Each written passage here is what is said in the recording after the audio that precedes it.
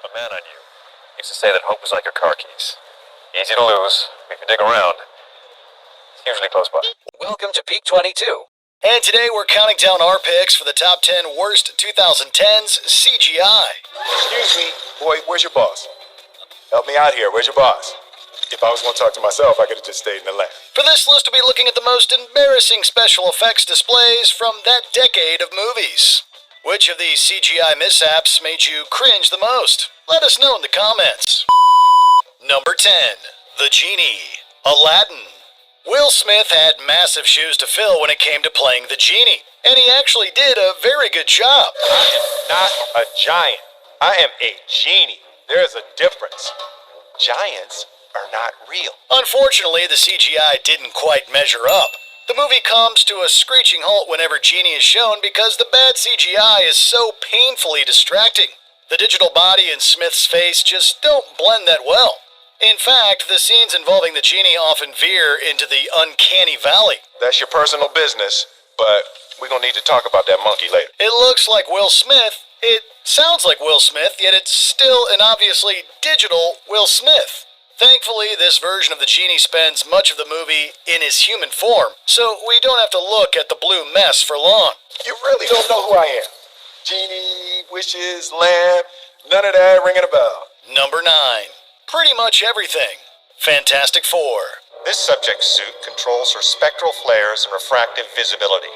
With intense concentration, she's also developed the ability to render other objects invisible. By 2015, it was time for a Fantastic Four reboot. Unfortunately, the film was widely lambasted and is regarded by some as one of the worst superhero movies ever made. Despite a budget of $120 million, Fantastic Four has incredibly shoddy visual effects to show for it. It looks worse than films made in the 90s. Flame on. Okay, Johnny. Fantastic Four's got a poorly rendered chimpanzee, terrible displays of superpowers, and appalling green screen work. Even the Baxter building itself is badly made. Every single one of these visual mishaps helped to make the movie the butt of everyone's jokes. At the end of the day, the film was far from fantastic. Wait, stop. Okay, let me explain. Why? I'm no good to you, to anyone. This is all my fault. That we can agree on. Number 8. De-aging Jeff Bridges. Tron Legacy. Oh, yeah.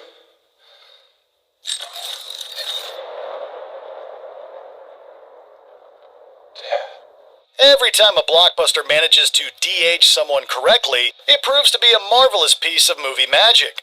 But when done poorly, it only makes the actor look like a waxy, floaty, and inhuman alternate version of themselves. The makers of the Tron Legacy attempted to make the 59-year-old Jeff Bridges 35 again to play the youthful villain Clue.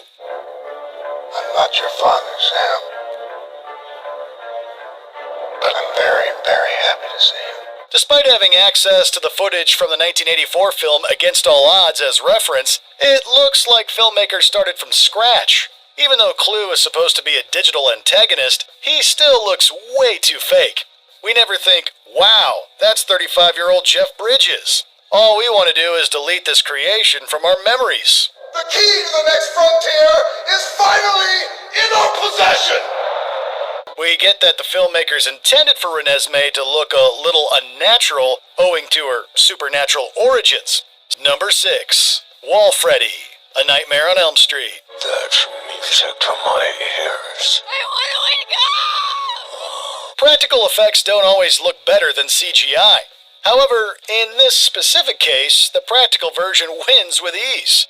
Both Nightmare on Elm Street films feature a scene in which Freddy comes out of the wall and hovers over a teen. It looked great in the original film. However, it's largely ineffective in the remake. In the original, it looks like a person is actually coming out of the wall.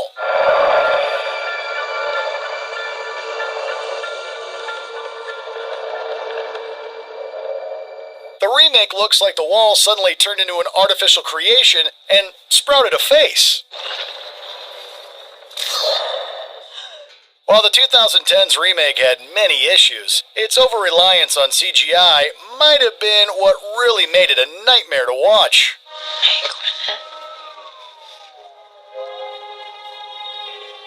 nightmare's over. Number 5. Steppenwolf, Justice League. At last you call me home. You will not like your welcome. Despite coming out 5 years after Marvel's first superhero team-up film, the effects of 2017's Justice League are sufficiently worse.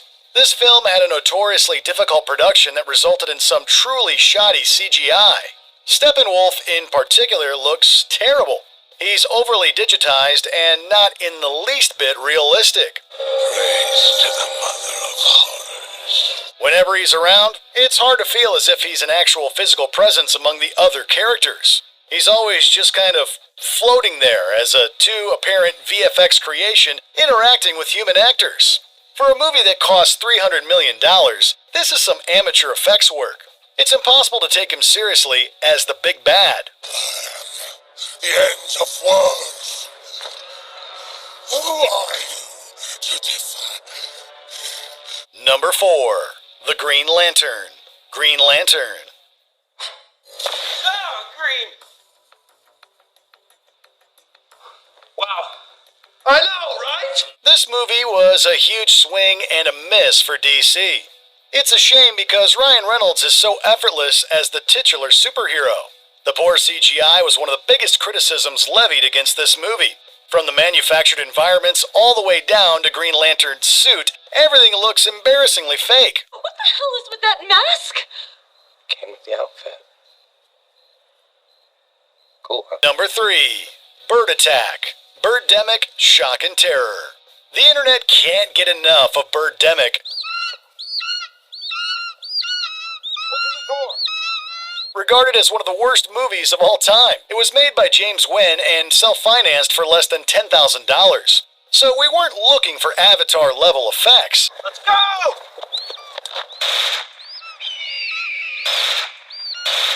But Birdemic still managed to soar far below our basement-level expectations. The bird attack sequences have become widely known and notorious throughout the internet for their exceptionally poor quality.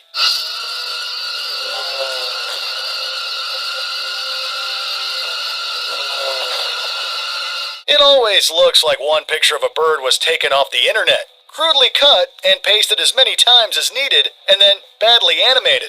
The only thing scary about these birds is how bad they look.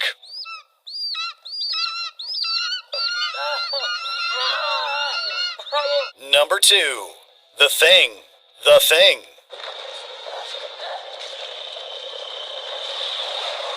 The original Thing contains some of the greatest practical effects work ever seen on film. Unfortunately, the prequel failed to recapture the magic of the classic by losing itself in some truly dreadful CGI. While the concept of the Thing is great, every scene involving the creature looks terrible. The lackluster visual effects are both poorly lit and lacking in detail.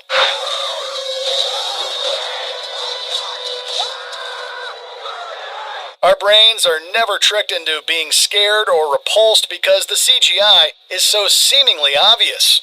We are very aware that we are watching a digital creation instead of a grotesque monster. Honestly, it's baffling that the original 1980s film creation runs circles around what they made in 2011.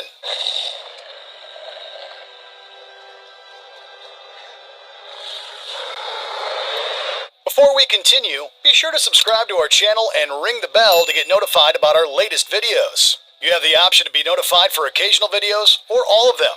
If you're on your phone, make sure you go into your settings and switch on notifications. Number 1. The Cats. Cats. Cats will probably go down in history as one of the most woefully misguided products from one of the biggest movie studios in the world. And Jellicles ask, because Jellicles dare. Who will it be? When the process started, the filmmakers could have gone the practical route and just had actors in cat suits. Instead, they pushed visual effects artists to work under tight constraints to produce embarrassing abominations. These are monsters, not cats. Their behavior's not good, and their manners not nice. Rendering digital cat bodies around human faces was an absolutely ghastly way to go about bringing them all to life. And the visual effects artists even left details like Judi Dench's wedding ring in the final cut. Even from the very first trailer, we knew that something very wrong had occurred. Post-release, these cats will always be the stuff of internet infamy. I can smile at the old days. I was beautiful then. Did you enjoy this video? Check out these other clips from Watchmo. And be sure to subscribe and ring the bell to be notified about our latest videos.